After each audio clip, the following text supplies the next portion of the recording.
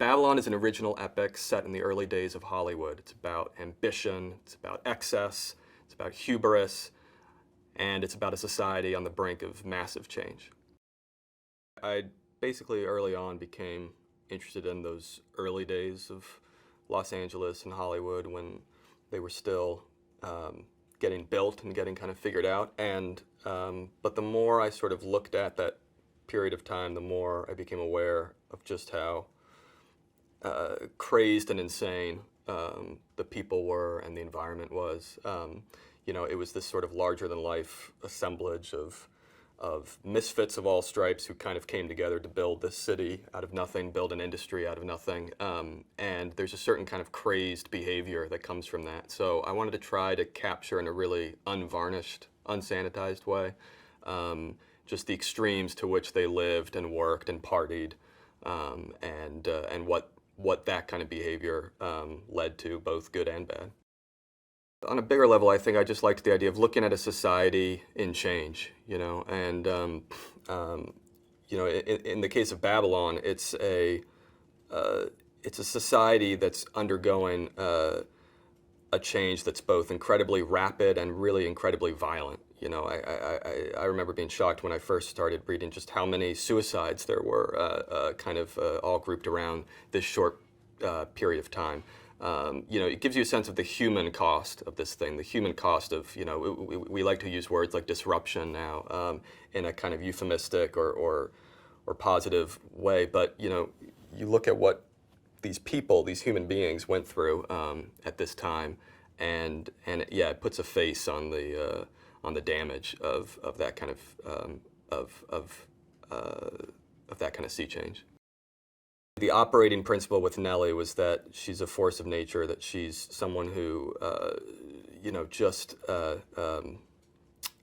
kind of crashes into everything that she encounters, but there's a kind of magic that arises from that. It's part of why she becomes a star so quickly. It's also part of why she in her career encounter problems so quickly. You know, but she's very much, I would say, kind of a representative of that real Wild West spirit of the time, where the old rules were out the window. You know, the Victorian age was a memory. World War I had demolished all of that. And here you are in this kind of wide open land of California where, you know, the possibilities seem endless. And you've got this mushrooming town, mushrooming industry where people all over the country and the world are flocking like moths to the flame. There's a sort of collective hysteria and madness that comes from that, and she is absolutely, you know, an embodiment of that. She works hard, she parties hard, she lives hard in every way. What I wanted to do with the movie is try to look at the whole organism as a piece. I mean, there's all these individual characters, but really there's also the sort of macro character of the town, of the industry at this moment in time.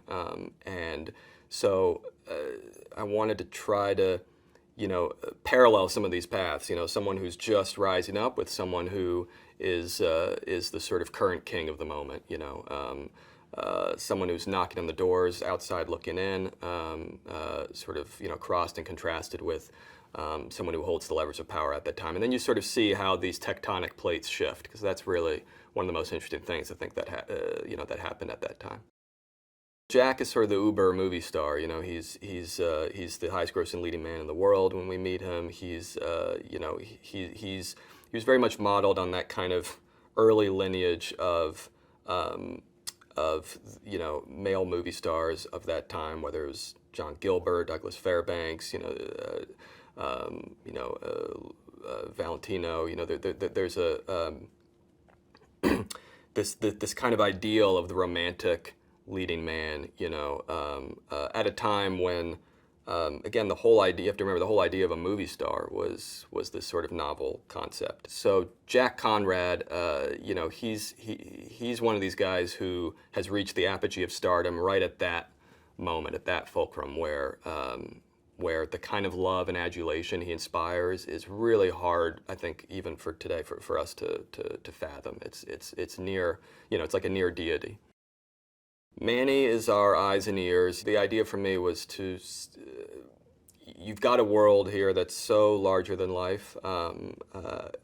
I wanted to show what it might be like to experience that from an outsider's point of view. So, so the idea of someone who, up till the very beginning of the movie, is kind of peering in from the outside, kind of knocking on the doors, wishing he were in this thing that he's kind of on the margins of, and using him as our as our access point, as our ultimately our guide through the story. Eleanor St. John is a combo, journalist, gossip columnist, fixer, puller of the strings, sort of socialite. She's kind of this sort of reigning dowager empress. At least I think that's how she would describe herself of Hollywood. She's modeled on a variety of people. I mean, most specifically Eleanor Glynn. But also, as you get a little bit later in Hollywood, obviously, people like Luella Parsons and Hedda Hopper, and I think she's someone who I think revels in the power she has to kind of make or break careers and discover people and whatever the opposite of discover people is, sort of make a point of forgetting people. I think a lot of how the movie was structured to me was also just kind of, it wanted to be structured through the idea of these parties and how the parties of LA, of Hollywood, change, because parties can kind of tell you almost everything you need to know about a society. You see who gets in, who doesn't. You see who rules the roost at the party, who doesn't. Within the party, things, people can move up, people can move down. And of course, it's an excuse to get all your characters together if you're doing a big ensemble piece. Her full name's Lady Fei Zhu. She's a actress, singer, performer, title card writer, a little bit of a sort of a Renaissance character, who just kind of wears a lot of hats, very much like a lot of the people of that time who, might have been mostly defined by one job or another, but really would do a whole variety of different things, either behind the scenes or in front of the camera. Music, of course, had been a big part of silent films in terms of how they were shot, how, you would have mood music on set, you'd go to the theater and music would be playing. But the idea of actually having music tied to the screen, and the idea of what we now call musicals, and putting musicals on screen, that was, that of course was really a byproduct of sound, and a byproduct also of just the desperation that Hollywood felt right at that moment of trying to figure out some way to justify this invention so it wouldn't be just a novelty.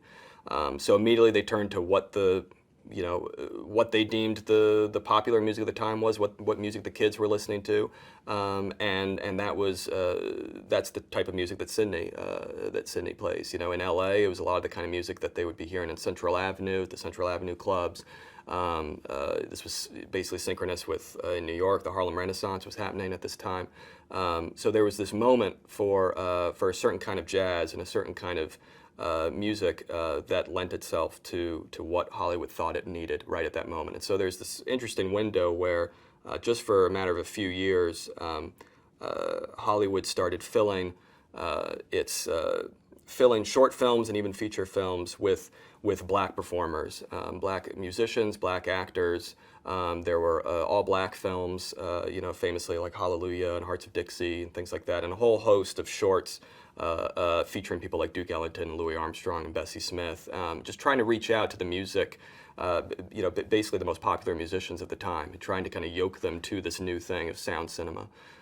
So with Sydney, I wanted to try to kind of tell a little bit of that story, and situate someone who, when we first meet him, is very much in the margins of the film industry and has no real interest in the film industry. He just happens to live in the same city, but he is not at all interested in partaking in this thing called Hollywood.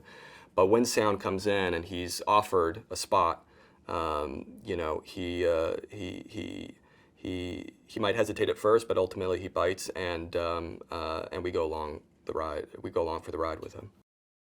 The hope with this was to sort of demolish the expectations of a period piece, and especially of a movie about old Hollywood, to show that that really on the fundamental level there was no difference between then and now, and you know, I mean, something that happened to me a lot when I was you know, researching or kind of putting this together was, you know, I would stumble upon things that shocked me. I'd stumble upon anecdotes or episodes that would just leave my jaw kind of hanging. That's what I wanted the movie to do, you know, and that's what we don't often get from period movies. Something that can really sort of shock and rattle and take an audience on a real roller coaster ride. That was the hope with this. I think what I was drawn to the most was anytime I would see, you know, an image from the time or from research that felt like it could have been today, you know, or felt like it could have been from 500 years ago, you know, or felt like it could have been from the future. The idea was to try to, everywhere we could, show you something that you would not expect from your own kind of preconceived notion of the 20s. Sometimes that meant fashions that predated the 20s. Sometimes it would mean fashions that seemed to post-date it. But again, everything was rooted in fact. I mean, everything was rooted in the photographic record, the you know, the oral histories, the research, you know, that we all kind of collectively did.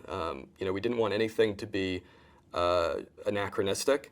We wanted to be true to the time, but we wanted to be true to the time in a way that would completely subvert any expectations. The hope was to have everyone in the movie, whether it's someone you know or someone you don't, feel surprising, feel somehow like it added a new color to the film that wasn't something you were either expecting or something you'd seen before. One of the things that's amazing working with Brad in whatever, you know, I can imagine whatever role. I mean, he's one of the few people today where I think you get some sense of what the old school movie star really might have been like. You know, that sort of larger than life aura that a star of that time could kind of exude seemingly effortlessly. That's the thing with Brad, especially at this point in his career. You know, you don't see the work. It's completely invisible and effortless, and that's part of what's so magical about it. So having him play a movie star of this era and this ilk, yeah, it felt meta in the most beautiful way, but it also felt like it gave us something to actually really collaborate on together, to make it and the performance personal, you know, and you know, to have it be a canvas where he could inform it with his own experiences in a way that hopefully take it beyond just a sort of depiction of a movie star and into something where you really see sort of the raw humanity underneath that. For a role like Nellie, you need an actor who truly has no fear, and can just kind of take the screen as though she's sort of grabbing it by the sides and shaking it to do whatever she wants it to do. That to me is Nellie. That to me is Margot. That's where the two of them sort of merge. I think in many other respects they are incredibly different people, but there's a kind of energy and fervor and hunger that they both share that I think that was something personal to Margot that she was able to tap into. And you know, however she summoned those kind of forces forth, again, she did it in a way that was pretty extraordinary. I've been a fan of Jovan's for a while, but I think what was especially exciting to me about working with him in this role is it felt like he could show a whole new side of himself in this role. You know, Sidney has a swagger to him. He's funny. He's sexy. He's headstrong, and he also goes through a real kind of you know, a real transformation of himself as a person as well. So I needed someone who could tap into that, and Jovan was the perfect person to do it. I did a lot of auditions trying to find someone who could play Faye, and Li Jun Li just you know, it's like that old school thing. It's the triple threat. You know, she can sing, she can dance, she can act. But more importantly than all of that, you know, she just has this kind of way of completely seizing the frame without seeming to do anything. There's, again, an effortlessness to her that just speaks to old school stardom. So it was really exciting to see that quality in someone who whose work I didn't really know. And I think that's what's going to be really exciting for audiences to discover her. Well, the hope with Babylon was to make something that felt like a ride for an audience, felt like a roller coaster, felt like a carnival, and a larger-than-life circus filled with vivid characters, amazing performances, spectacle, excess, comedy, tragedy, the whole range of experiences, the highest highs and the lowest lows. That was the hope, to try to put it all onto one panoramic canvas called Babylon.